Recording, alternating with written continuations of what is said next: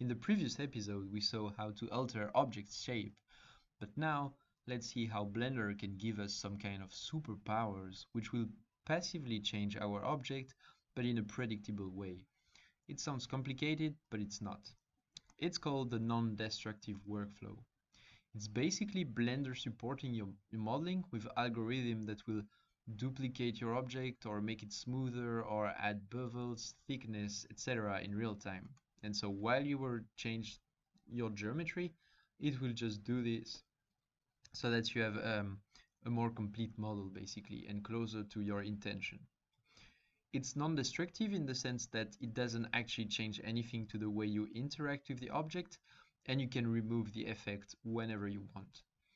All of these changes you can do are called modifiers. So let's just discover them.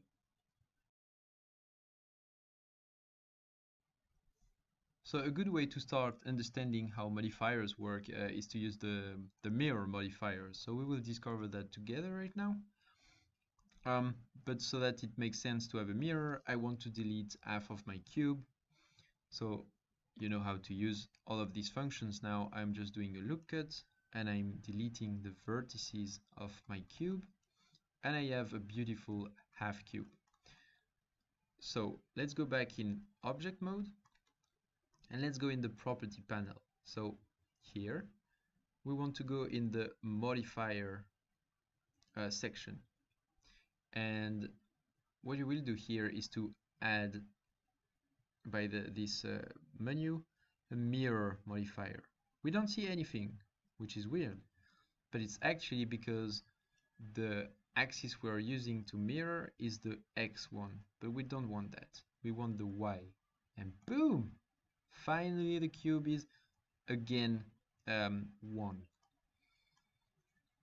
So now if you start modeling, you can like create some geometry here and there, and you can see that it's doing in real time the other side of the object.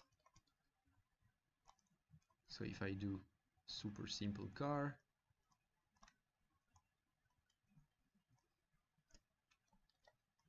you can see that the other side of the car is actually done in real time, and I don't have to do anything for that.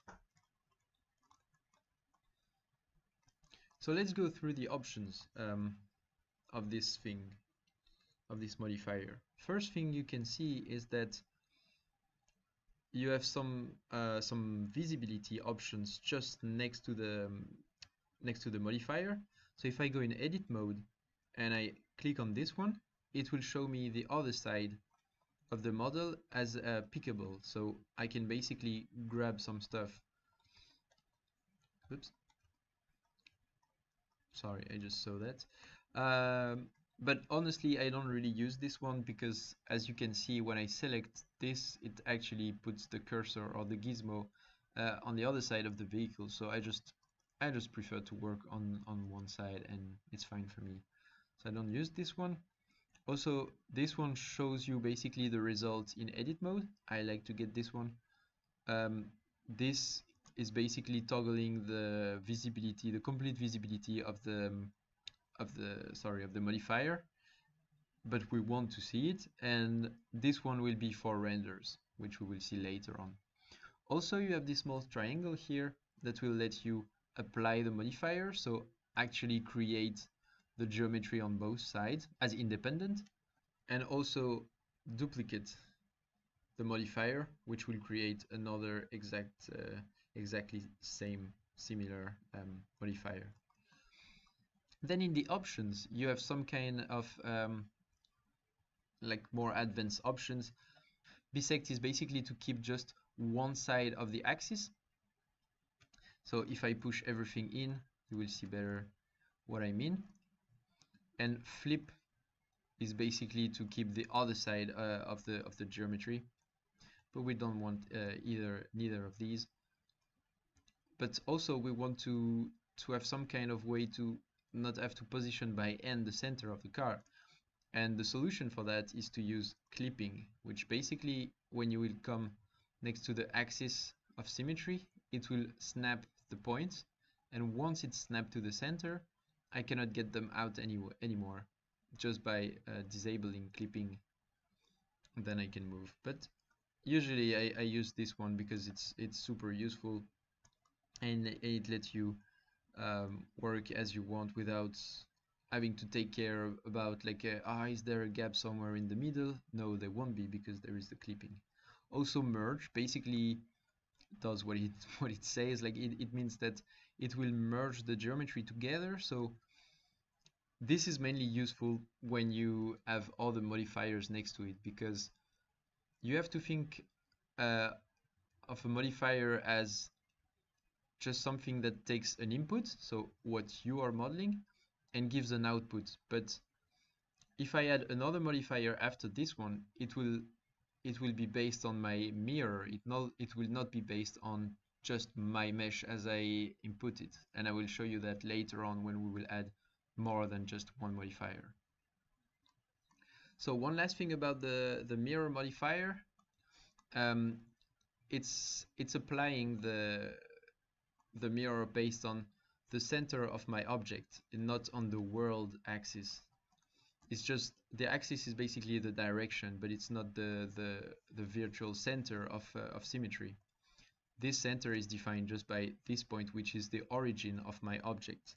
But as you can see here, mirror object lets you change that. So if I add an empty, which is basically an object but without any geometry or anything, it's just like a set of properties, I can use, by picking the empty, I can use this object as the symmetry axis. And then when I move in object mode, you can see that it's always symmetrized based on the position of the empty.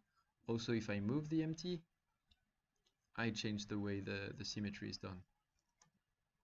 But here we don't really want that. We want to have a complete car.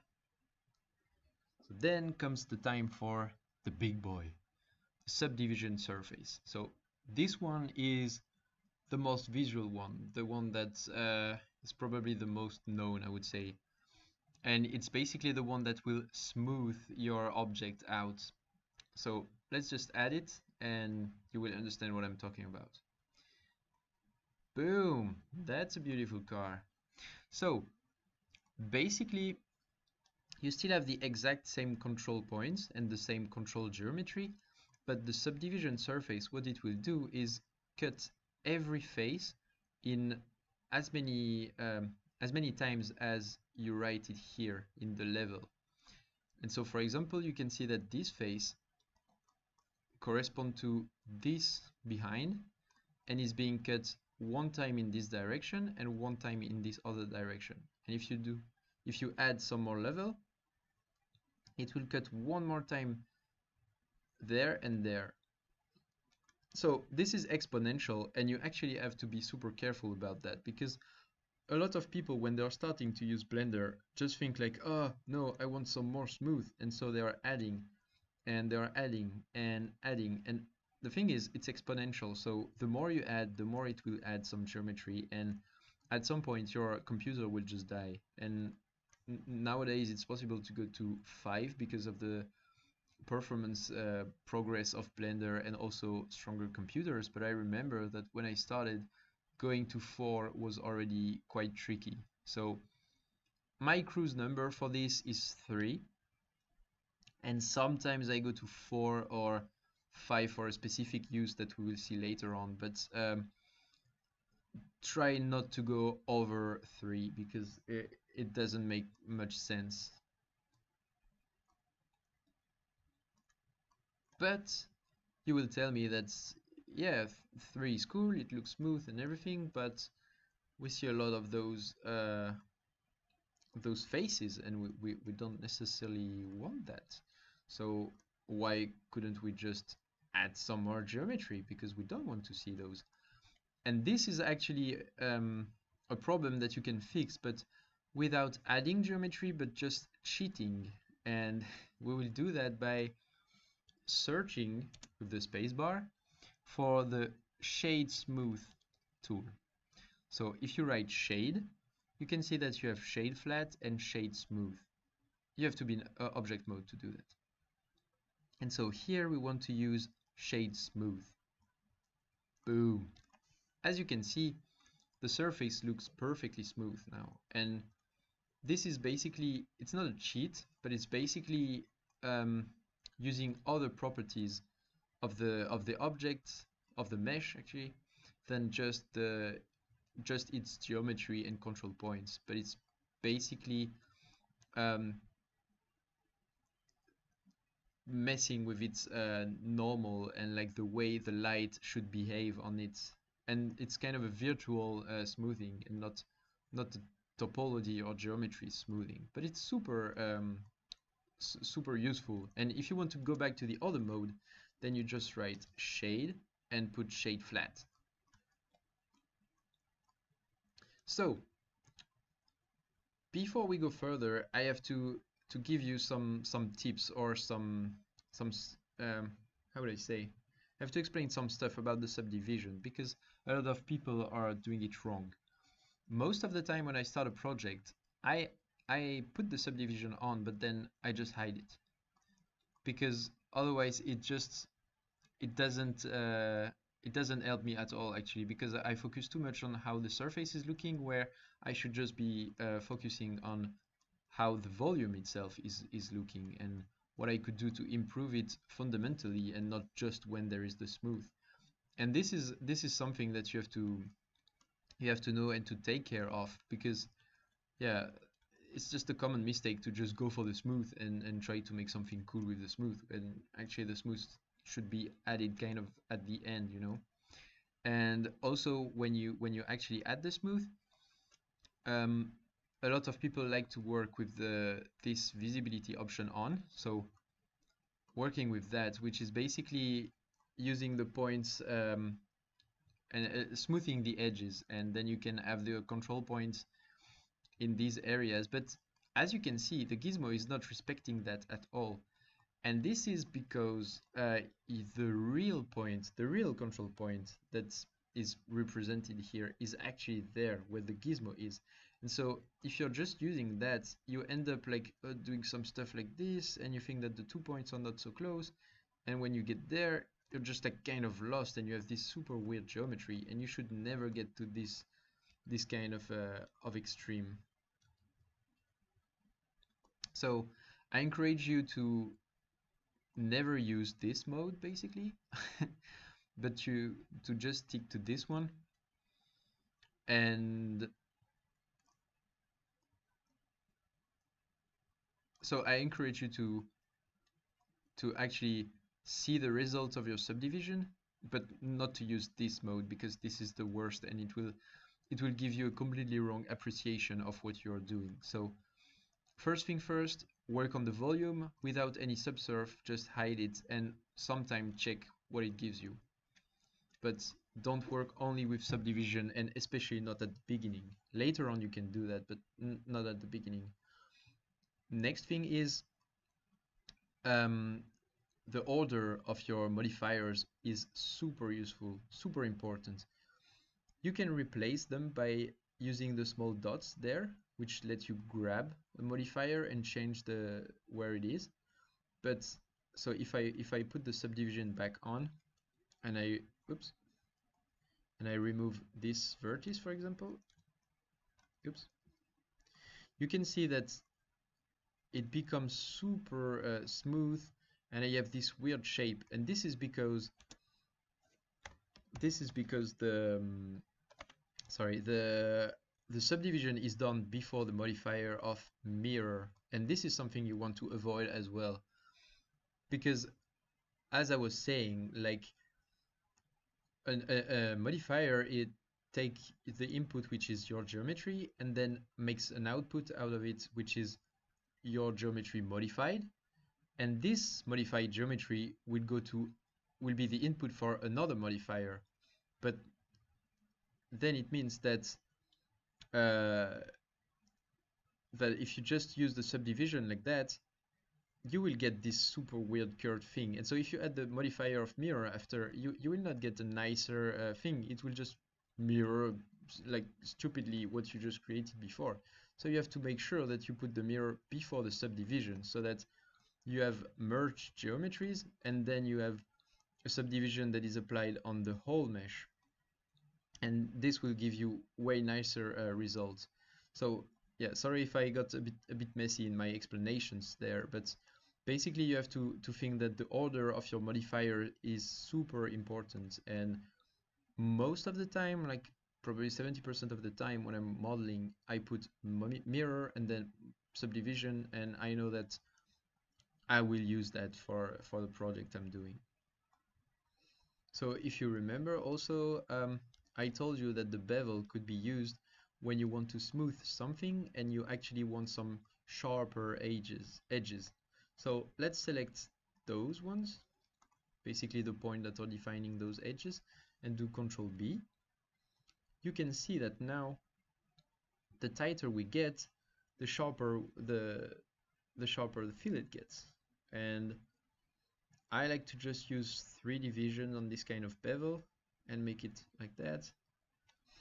And so this is another way to use the bevel. Instead of just smoothing the corner of our simple cube, here we are actually making sharper edges because of the subdivision.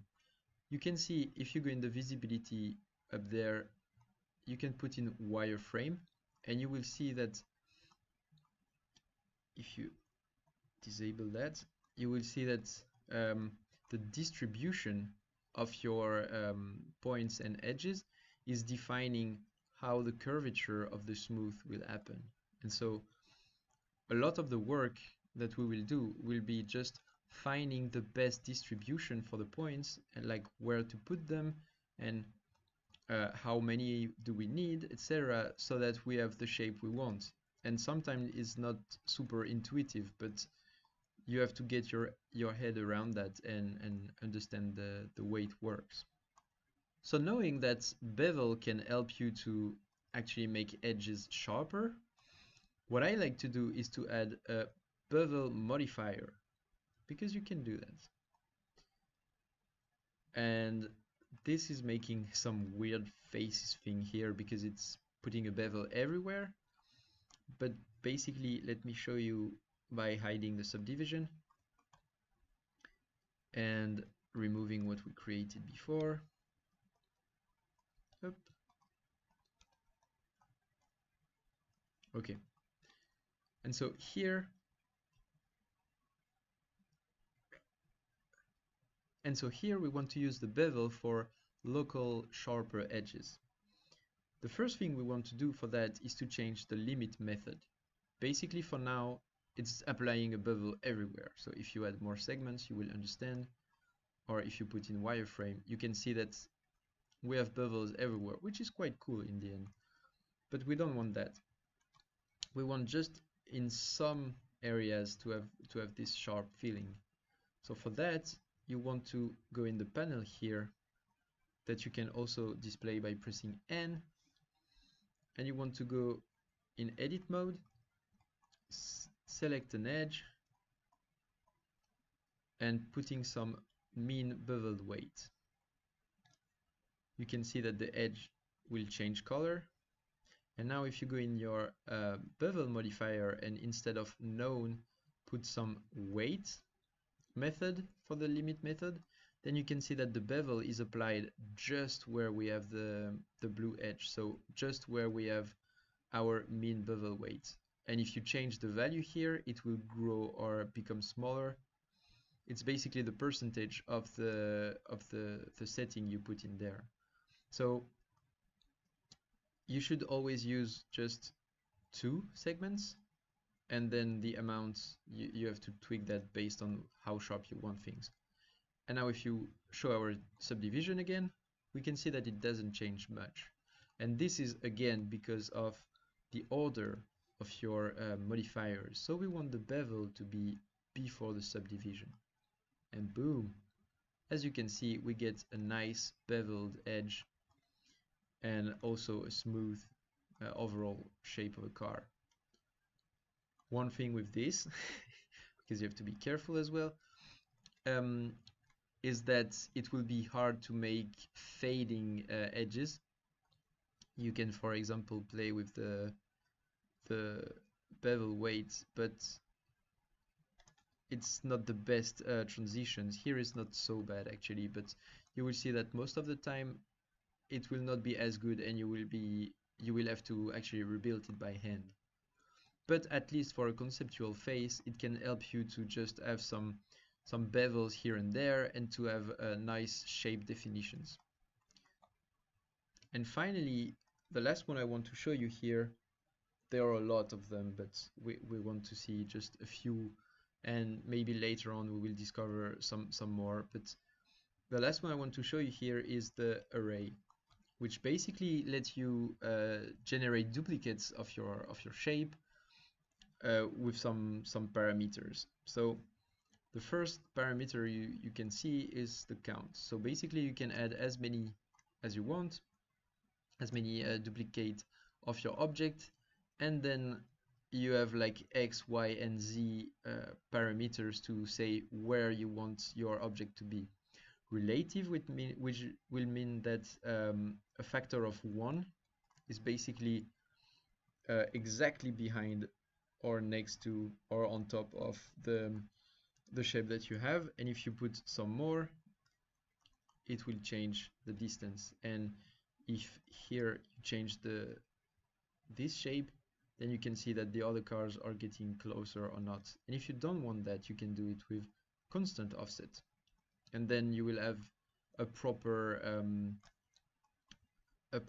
metric value to input to say how far you want the objects to be, and whatever you change will be always the same offset.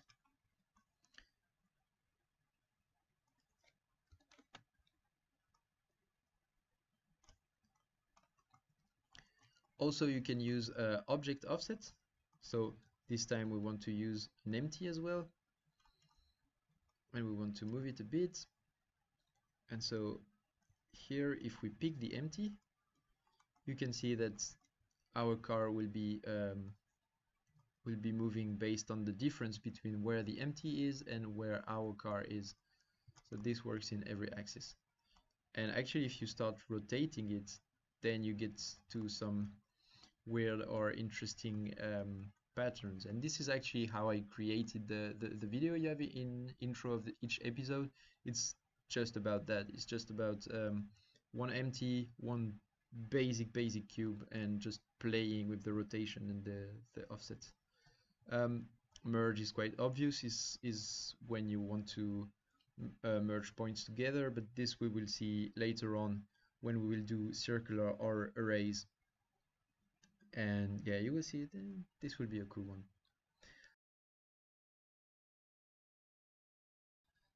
So this was a big episode, but here we discovered the concept of non-destructive workflow and how to use the modifiers. I tried to show you the one that are the most important to me, but again, we will discover some more throughout our journey. And at this point, you know most of the tools that you need to do great stuff. So let's just move on the next episodes where we will see practical exercises and practical examples of this modeling process that I'm teaching you. And yeah, exciting stuff.